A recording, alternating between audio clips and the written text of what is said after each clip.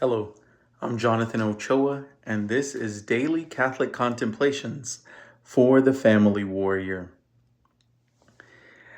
For today's contemplation, I'd like to share with you an introduction to what I like to call the Chaplet of the Catholic Faith. It is a personal tool that I use.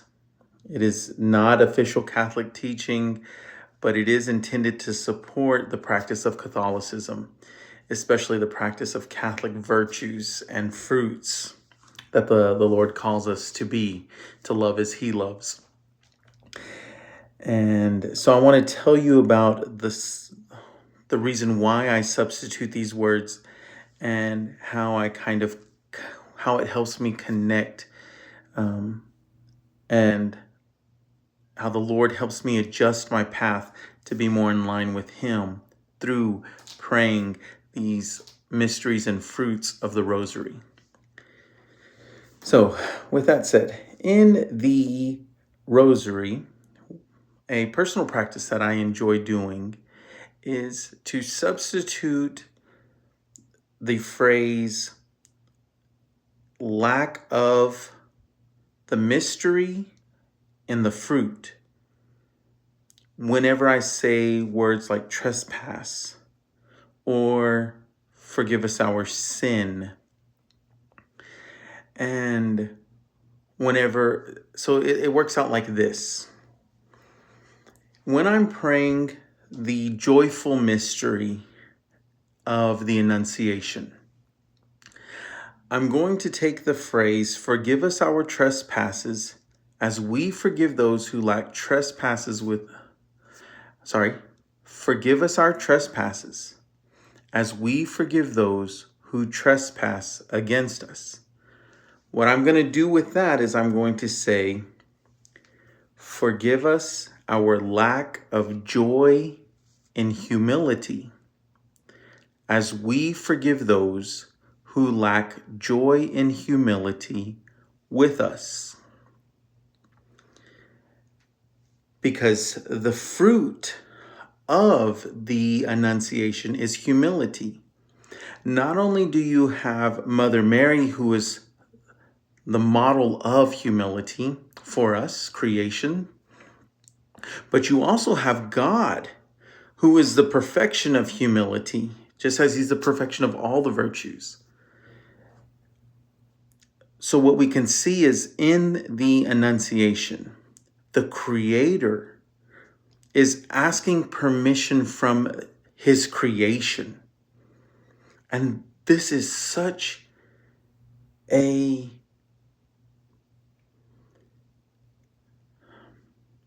how much humility it takes to do that. For me as a father, when I think about me asking my children permission for them to do something, asking them if they will do it, there's almost, I naturally have this disposition of, you better say yes. If not, my blood pressure starts to rise and I start to get angry. But with God, He asks us to do many things all the time. He's constantly asking us to do stuff. He created us. He is our boss, yet He asks us to do it. And we are allowed to say no. We're allowed to reject Him. And can you just imagine the humility He has whenever we tell Him no, yet He still continues to bless us.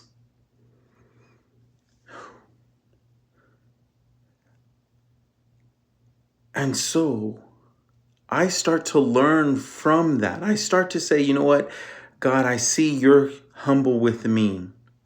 I'm willing to grow in humility with my children. And my love starts to grow. So that's just an example. I'll do the same thing with all the other mysteries. And doing this has had such a tremendous impact on how I'm able to live out the virtues.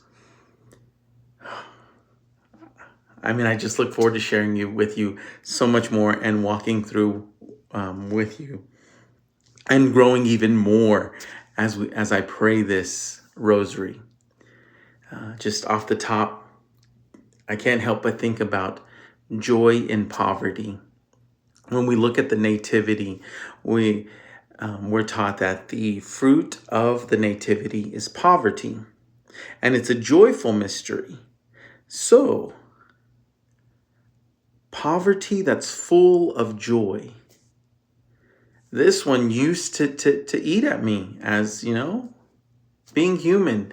We can have the tendency, and we can be blind as to how being in poverty, to have nothing, to be born in a stable where animals are being laid in the food trough of animals, to be having been told there's no place for you to stay at a hotel, or no place for you to have your baby in a hospital.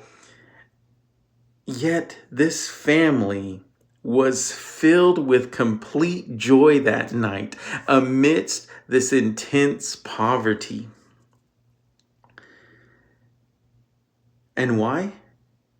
Because when you have true love, eternal love, love that will never give up on one another, you are rich beyond measure. So, but it can be easy to forget that. And so praying the rosary helps ground us that we will be joyful even amidst our poverties. And the Lord will reveal to us the amazing peace, joy, and freedom that comes from embracing poverty for His sake. Oh, such an amazing journey we're about to go on. I look forward to sharing this with you. And thank you for your time today. Thanks be to God, and may God bless you.